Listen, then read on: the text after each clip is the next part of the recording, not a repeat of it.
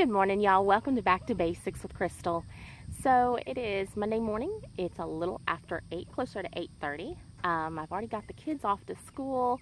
I have come home, checked on the chickens, let some of the chickens that don't jump over the fence, so I've let them out so they can free range, checked on the ducks, and I've checked on the baby chicks. I do have some updates on the baby chicks. We won't be doing that in this video since we're so pressed for time, but that will be happening, so you'll just have to wait and catch me on the next video.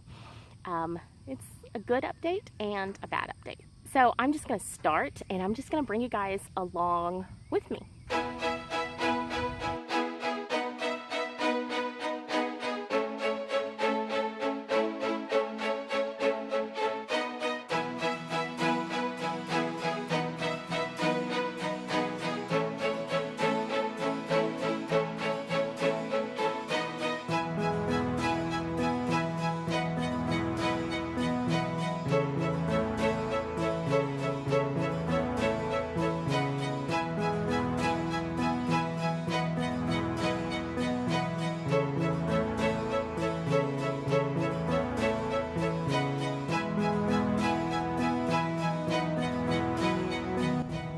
Hey y'all, it's Krystal and Roscoe, and if you haven't done so already, please hit that subscribe button and hit the bell so you're notified the next time I post a video.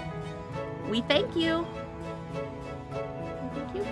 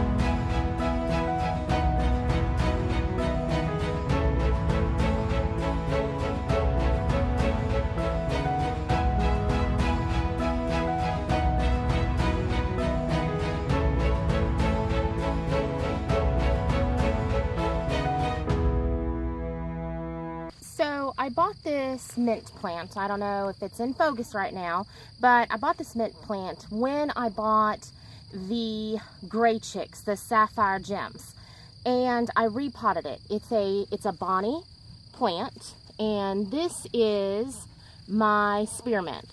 So when I bought it, it came in a very small little cup, and I immediately repotted it. I noticed the other day that it's already root bound. Look at all the roots that are, that was a snail that I popped, by the way. So the roots are already coming out. It's time to get this plant replanted. So I have been doing a little research on hugelkultur, which is building up mounds of wood, wood debris, and then putting dirt over it. And I'm fascinated by learning new methods from all over the world. So I decided that I'm going to try something similar with this big giant pot. I went back to our wood pile, and we have several pieces that are rotted. The pieces that I stuck in this pot were just breaking off in my hand. So I thought that that would be a good candidate. What's going to happen is they're going to completely break down, continue feeding the soil. In the bottom of this pot, there is some dirt. And normally I would not, I would take the dirt out from older plants, but I noticed that it had a lot of earthworms in it. So I'm like, you know what? This is living soil. This has just been out in the yard. I think at one time it housed, what did it house? I think it was aloe vera. And so, but, you know, it's got earthworms and everything. So I just left it and put the wood on top of it. Hello, hello. So anyway, so we're going to try kind of the hugelkultur. I just put 3 pieces of wood in here. And when I was putting the soil in, I just kind of shook it down. So now I'm going to try to pop this plant out of here. I cannot believe how much it's grown. In less than a month. I might have to go get the scissors and cut those roots off. Oh, looks like it's coming. Ah, okay. Some of the roots came off. That's okay. Look at this. It's all the roots are down there.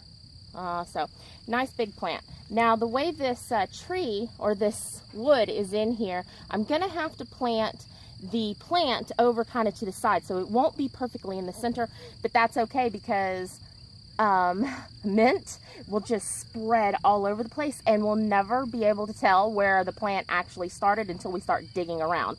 So I've made myself a small hole in here, and I'm just going to kind of work these roots out just a little bit. Look at that. It's not really root bound on the side, it's just they're all on the bottom here. So we're just going to kind of work these out. And the soil is already dry, something that I have found with mint. I'm growing 1, 2, 3. I've got 4 different kinds of mint, and it's a water hog. I have learned that. Didn't realize it before. So we're just going to pop it in here.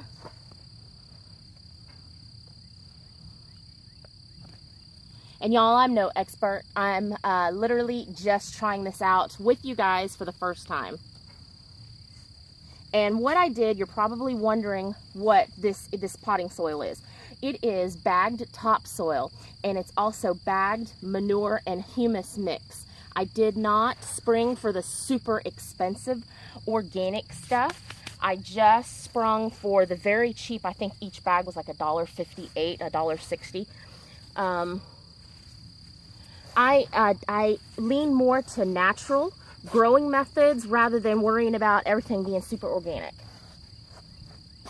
I've learned that with chickens. You know, I try to keep everything organic, but you know what? I can't help what they eat. And they eat everything. You visit us here and you fall over in the yard, you'll probably be eaten by the chickens too before we can find you. And if I ever go missing, y'all, you know what happened. I tell my family that all the time just because, man, if I fall in the coop, like the ducks fly, and if I get knocked out and they don't find me in time, I'm afraid the chickens would eat me. No joke. So, this already has just a ton of runners here, and I'll give you guys a close-up. It's got a ton of runners, so I'm just putting dirt up underneath the runners. Trying to get the dirt stacked up. And I am wearing gloves. This is the first year that I'm wearing gloves because my hands are so incredibly dry. They're dried and chapped and hurting. I guess it's being over 40. I don't know. And plus I'm playing around with manure right now. So this is just 1 bag of topsoil. I think it's 1 cubic feet, or maybe it's 2 cubic feet, to the same amount of humus manure mixture. And that's all I've done. With the garden, I amend it with the chicken dirt. But for these plants in this pot, I like to go with something aged and bagged, since it's all so close quarters. I fill in the rest of the pot here.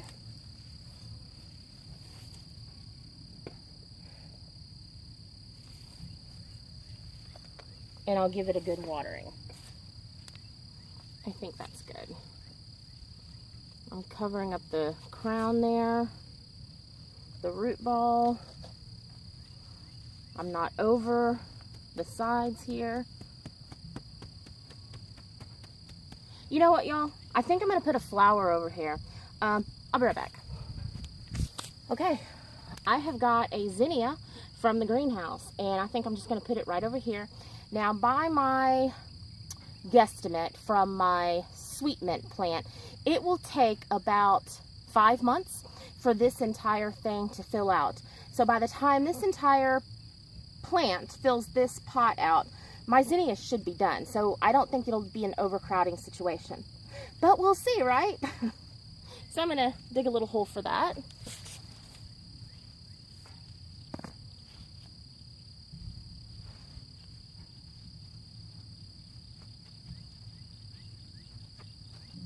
I know the zinnia is going to be like, whoa, check out all the room I've got for my roots. Ta-da, all done. All done. Let's see if I can spin this around for you. So, there's the little zinnia over there. This whole pot, I'm going to have Logan move it into the herb area in about, I don't know, a couple of weeks. I'm still working on getting the rest of the garden planted out.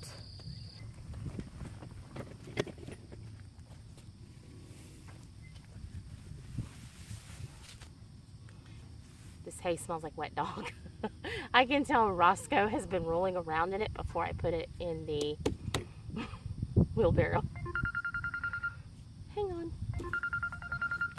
Okay, so let me tell you before I show you, and I'm gonna bring you guys in close to show you how I put the hay down. So basically what we have done, since we did not till, I had Logan come through here and just mow this grass on the very, very lowest setting that the lawnmower can go. In the words of my late daddy, you're scalping the yard. I have heard that way too many times. It's probably the reason why my husband doesn't like me to mow the yard too much. So anyway, I had him come in here and just scalp the yard. And so then after he scalped the yard, he came through and he made small holes. And I'll show you probably in tomorrow's vlog how we made the holes. It's quite ingenious on my part. So that's what we have done. And the reason why I had him cut the yard so low is because if there's any tall grasses, what they'll do is they'll poke up the hay, and any light that gets through, it allows them to grow. So by scalping the yard, it didn't hurt the grass at all. It's the grass is like, oh great. By cutting it very, very, very, very short, we're kind of ensuring that that grass will not get to a place where it is able to poke the hay up and allow light to come in for it and its buddies. So I'm going to pan you guys down really quick, and we're going to show you how I'm going to put the hay around the tomatoes. The tomatoes, the tomatillas, since they can be planted very, very deep, I am going to put the hay right up against the plant. This, putting the hay up against baby plants, is kind of a no-no unless they can be planted deep. And if they can be planted deep, then I don't really worry about it. If these were beans or okra, I would not. And we will, as we go through and things start popping up, we'll talk more about that. So let me pan you down real quick and show you what we've got working here. So I've got just a flake of hay here, and what I'm going to do is I just pull it apart and I'm just going to kind of fluff it up. Okay, just like that, and I'm going to set it down. And I'm filling in between all of these plants. A flake of hay will go a long way. We're going to fluff it up. We're going to put it on the back side of this as well. And we're going to come in and flatten it back down. And anything that you see that you know is a fast grower and already tall, we go ahead and rip them up and drop them on the ground. My horses are hollering at me this morning. I don't know why.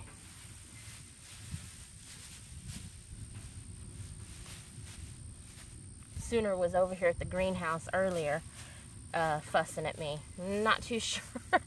They ate. Maybe because she saw me talking to the camera. She's not quite sure what I'm doing. And this is all we do. And I know that my alarm telling me to go in and get ready to go to the doctor's office is about to go off. So I just wanted to show you very, very quickly how I do this. All right, so just come in here and we're gonna water this down. And I water it down, number one, to keep Roscoe off of it, because all my gates are not up yet. Number two is that the hay really needs to soak up water before it sits flat and before it allows any water to really penetrate to the roots of the plant. I have learned that the hard way. And you see it just immediately flattens out and sits down.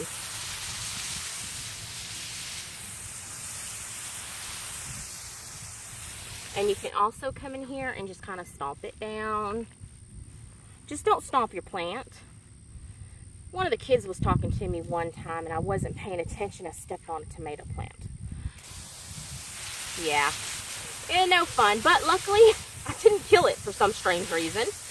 And tomato plants here in the South really do grow like weeds. So, I mean, if you can grow weeds in your garden in the South, you can grow tomato plants. And that's it, and we move on to the next one.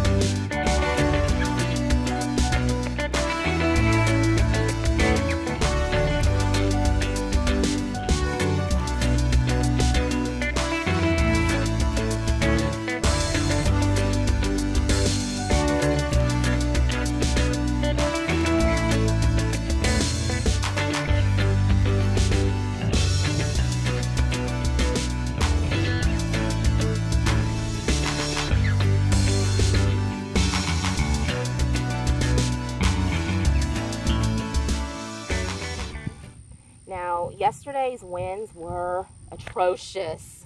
Oh my goodness, they were horrible. And even though they were horrible, none of my hay took off because of the little extra steps I think that I take here. And once the hay kind of gets matted down, it kind of interlocks with each other, and the hay won't move after that. It's just when you first put it out fresh. Okay, that's it. Let's go water that little... That's it for this vlog today. If you guys liked the video, please give me a big old thumbs up. Don't forget to subscribe, and don't forget to hit that little bell so you get notified every time I post a video. Now that we're moving into spring, you guys are going to see a lot more videos out here in the garden. And if you have any questions on things that I do or why I do the things that I do, please go ahead and put them in the comments. And until we talk again, you guys be blessed. We'll see you later. Bye now.